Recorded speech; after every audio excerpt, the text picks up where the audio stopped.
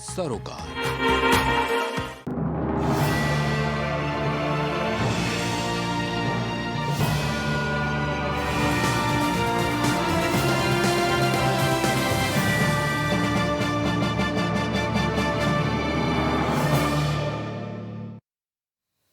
नमस्कार, आप देख रहे हैं प्राइम टीवी और मैं हूं आपके साथ मुस्कान अजमानी। बुलेटिन की शुरुआत बड़ी खबर से होगी, जहां लखनऊ में बीजेपी प्रदेश मुख्यालय पर आज सोशल मीडिया की कार्यशाला का आयोजन किया गया। कार्यशाला में डिप्टी सीएम केशव प्रसाद मौर्य और ओबीसी मोर्चा के अध्यक्ष नरेंद्र कश्यप के साथ ओबीसी मोर्चा के तमाम पदाधिकारियों ने शिरकत की है। आपको बता दें कि लोकसभा चुनाव को देखते हुए पिछड़ा मोर्चा काफी सक्रिय है। 2 चरणों में हो रही इस कार्यशाला में 2 लाख से ज्यादा ओबीसी को जोड़ने का लक्ष्य निर्धारित किया गया है और आने वाले दिनों में 20,000 सोशल मीडिया कार्यकर्ता केंद्र और राज्य सरकार की नीतियों और योजनाओं को ओबीसी वर्ग के बीच लेकर जाएंगे। देखिए, पंडित दीनदयाल उपाध्याय वीआईपी नीचे गरीब कल्याण का जो दर्शन उनका है वह अपने आप में अभूतपूर्व है। और पंडित दीनदयाल उपाध्याय जी के विचारों को चाहे वो नीतीश कुमार जी हों और चाहे किसी भी दल का कोई नेता हो, भाजपा तो हम उनकी पूजा करते हैं, वो हमारे आइडियल हैं, हमारे आदर्श हैं। ओबीसी मोर्चा आज प्रदेश स्तरीय वर्कशॉप करके ओबीसी समाज के, ओबीसी सोशल मीडिया के पदाधिकारियों को, कार्यकर्ताओं को एजुकेट करेगा, प्रशिक्षित करेगा। क्योंकि ओबीसी मोर्चे का लक्ष्य है कि केंद्र और प्रदेश सरकार की योजनाओं को हर ओबीसी समाज के घर तक पहुंचाना। भारतीय जनता पार्टी का विचार सबका साथ, सबके विकास को के साथ ओबीसी समाज को जोड़ना। अब खबर गाजियाबाद से है, जहां हिंडन एयरबेस पर आज किसानों और सर्वे ड्रोन का डेमो किया गया। मिसिंग पीपल सर्च ऑपरेशन के इन ड्रोनों का डेमो किया गया। इनका इस्तेमाल खोज और राहत कार्यों के साथ आग बुझाने में किया जाएगा। इसके साथ ही सेना के लिए घुसपैठ को खोजने वाला ड्रोन, बचाव और प्रोटेक्ट करने वाले C-295 को भी आज आधिकारिक तौर पर भारतीय वायुसेना के बेड़े में शामिल कर लिया गया है। प्रोग्राम के मुख्य अतिथि रक्षा मंत्री राजनाथ सिंह ने इसे वायुसेना प्रमुख को सौंप दिया। राजनाथ सिंह ने प्लेन की विधिवत सर्वधर्म पूजा कर प्लेन को टीका लगाया। साथ ही प्लेन पर सतिया बनाया। यह विमान इसी महीने स्पेस से भारत लाया गया है, जिसके लिए 21,000 करोड़ रुपए की डील हुई थी। इसमें 16 plane ready to fly condition में स्पेन से आएंगे। बाकी 40 प्लेन गुजरात के वडोदरा में टाटा एडवांस कंपनी बनाएगी। इसकी खासियत यह है कि ये 7,050 किलोग्राम का वजन तक उठा सकता है। एक बार में 71 सैनिक, 44 पैराशूट्स, 24 स्ट्रेचर या 5 कार्गो पैलेट्स को भी ले जा सकता है। यह लगातार 11 घंटे तक उड़ान भी भर सकता है और इसमें 2 लोगों के लिए बने क्रू केबिन में टच स्क्रीन कंट्रोल के साथ कई स्मार्ट कंट्रोल सिस्टम हैं।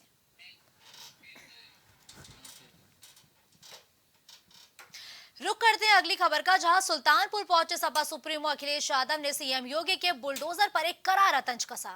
उन्होंने कहा कि जब बीजेपी के लोग फंसते हैं तो बुलडोजर की चाबी खो जाती है और लाइसेंस तक गायब हो जाता है।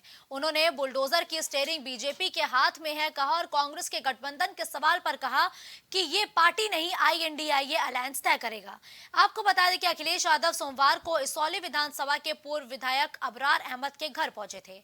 उन्होंने उनके परिजनों से मुलाकात की। अखिलेश ने कहा कि अबरार फक्कड़ी स्वभाव के थे, लेकिन वो जनता के हितों के लिए हमेशा खड़े रहे हैं।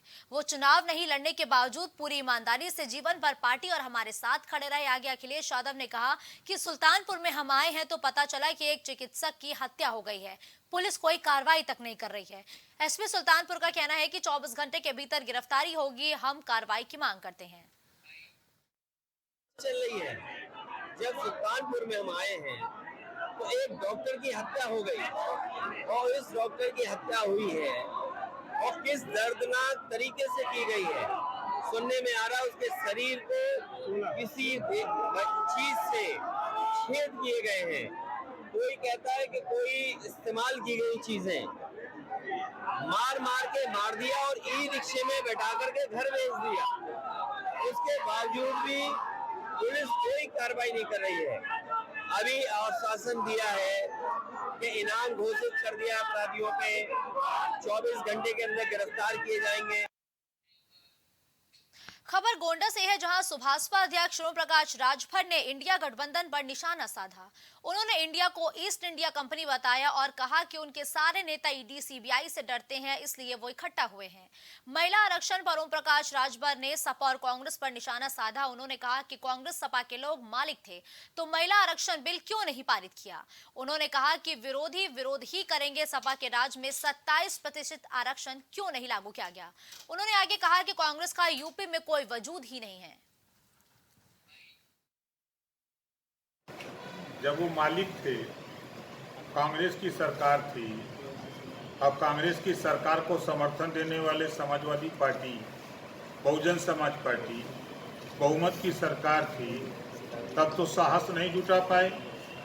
अब आज विरोध की बात करने वाले लोग अपने गृहमान में झांक के देखें कि 30 साल से लटका हुआ बिल था। 30 साल से वो साहस, वो हिम्मत, वो जुनून और जज्बा माननीय नरेंद्र मोदी जी ने दिखाया और 33% रिजर्वेशन दोनों सदन से पास करके दिखा दिया। अब खबर प्रतापगढ़ से है, जहां भगवा चुंगी संस्कार गार्डन में संविधान बचाओ किसान बचाओ विषय पर विचार गोष्ठी का आयोजन किया गया। विचार गोष्ठी में बिहार सरकार के ग्रामीण विकास मंत्री श्रवण कुमार ने मुख्य अतिथि के रूप में शिरकत की। जेडीयू के राष्ट्रीय महासचिव अफाक अहमद, जिला अध्यक्ष डॉक्टर बीएल वर्मा समेत कार्यकर्ताओं ने श्रवण कुमार का जोरदार स्वागत किया। सबको मालूम है कि बहुत बार संविधान की प्रतियां जंतर मंतर पर जलाई गई और इस बार मोदी जी के सलाहकार इकोनॉमिक एडवाइजर विवेक देवराय ने ये कहा, ऑन पेपर ऑन रिकॉर्ड कहा कि ये संविधान बहुत पुराना हो चुका है और अब इसकी कोई ज़रूरत नहीं, भारत में नए संविधान की ज़रूरत है।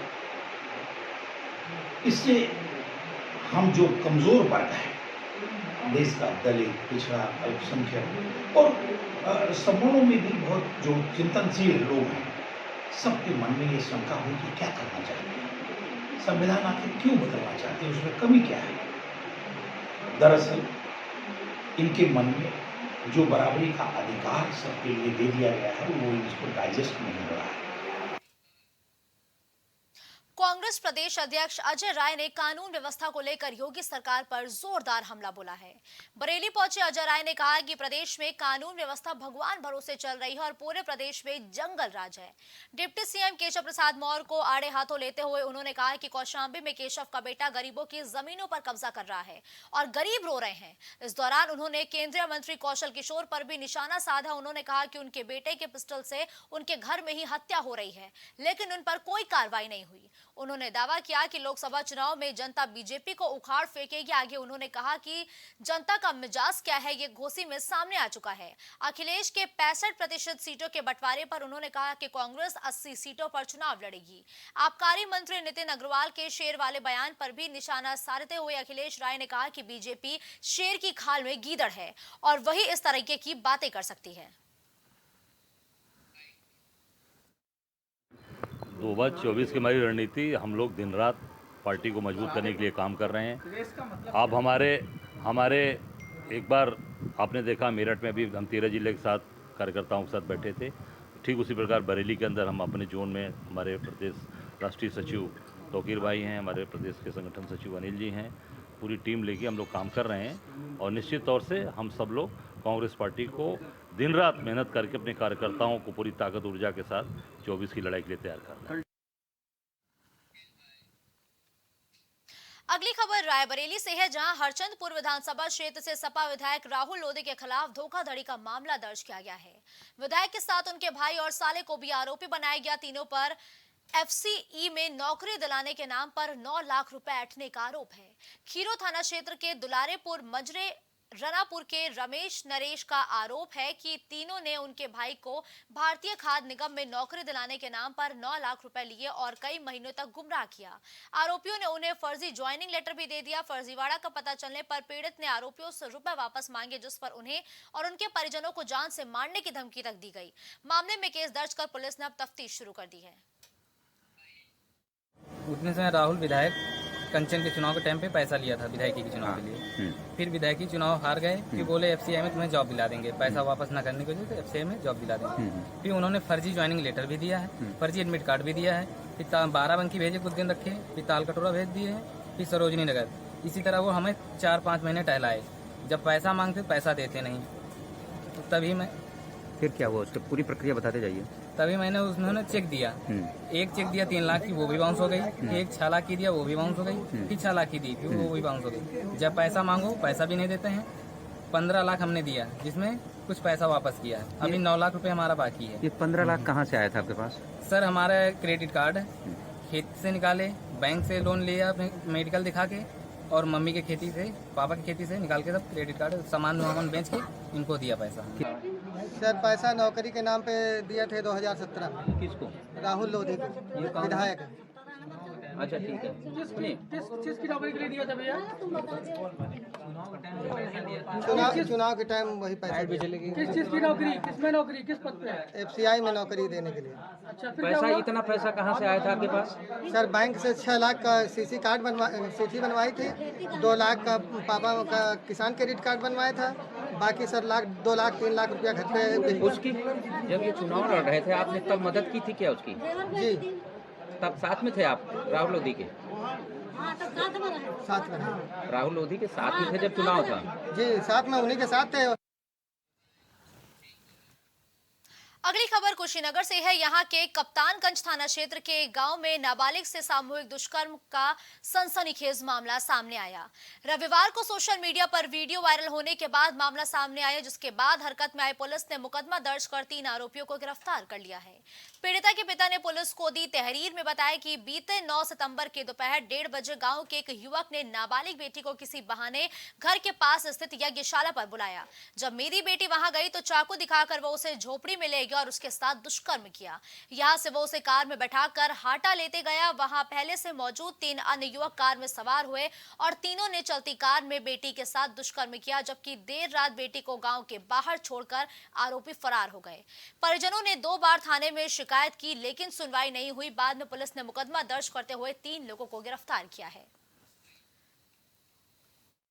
1:30 बजे हमें लगा कि अमुद्दीन फोन के ना कहते ना आओ कुछ काम बा। हम गई नहीं, जगसाला लगे, जबरदस्ती हमारे गर्दन पे चाकू लेके और मड़ई बगल में रहे, ओहिमे हमके ले चल गए ना। हमारे साथ गलत कार के ना, कर बाद हमके हाटा ले गए ना, हमारे साथ गलत कार के हाटा ले गए ना। कर बाद हाटा जहांगीर, सिकंदर और 2 जन और रहना यान, उनके नाम नहीं जानते नहीं हम। तो जहांगीर जबरदस्ती हमार गटई दुपट्टा पकड़ के गाड़ी में बैठा दे ना, और वो लोगों चाकू ले रहना यान। ओकर बाद राही भर हमारे साथे गलत कार के नयान पारा पारी, ओकर बाद यार थाना फन के कह देना यान। थाना कप्तानगंज अंतर्गत एक युवती के साथ दुष्कर्म के मामले में वादी द्वारा दी गई तहरीर के आधार पर सुसंगत धाराओं में अभियोग पंजीकृत किया गया है तथा नामित तीनों अभियुक्तों को गिरफ्तार किया जा चुका है।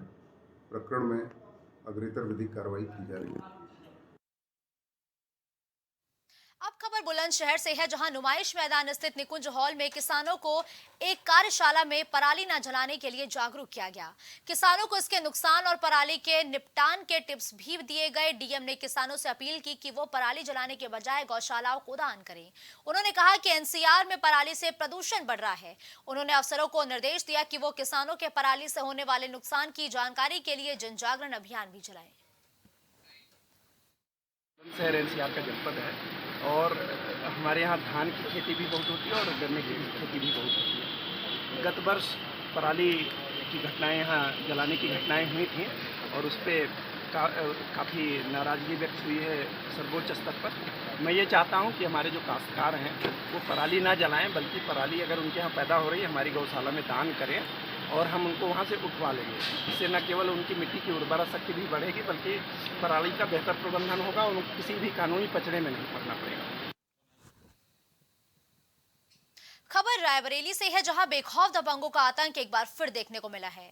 मामला सलोन थाना क्षेत्र के बिजली उपकेंद्र का है, जहां दबंग ग्राम प्रधान मनीष सिंह अपने प्रतिनिधि शैलेंद्र अग्रहारी के साथ विद्युत उपकेंद्र के जेई को ऑफिस से खींचकर सड़क पर पीटा और उसका अपहरण करने का भी प्रयास किया है और बाद में धमकी देते हुए भाग निकले।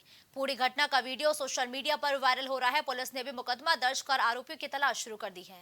विवाद काटे गए केबल को लेकर हुआ था।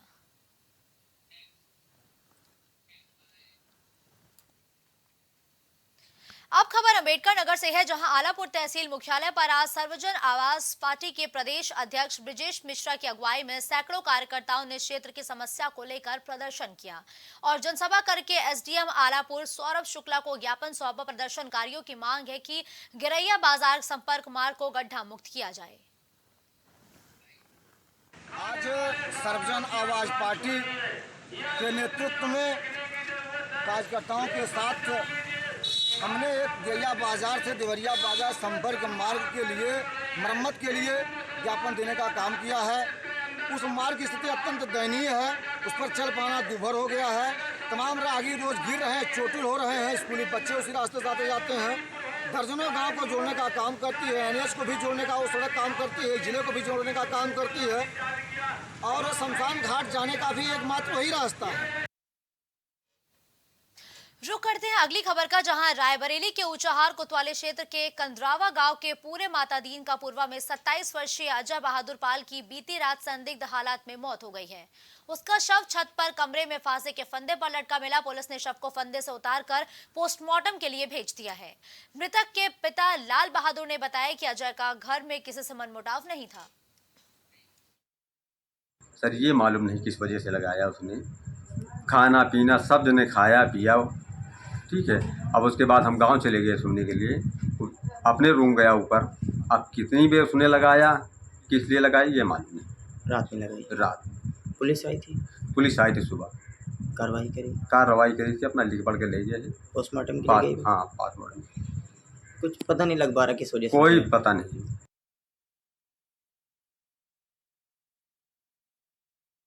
फिलहाल के लिए बस इतना ही। देश दुनिया की तमाम बड़ी खबरों के लिए आप देखते रहिए प्राइम टीवी।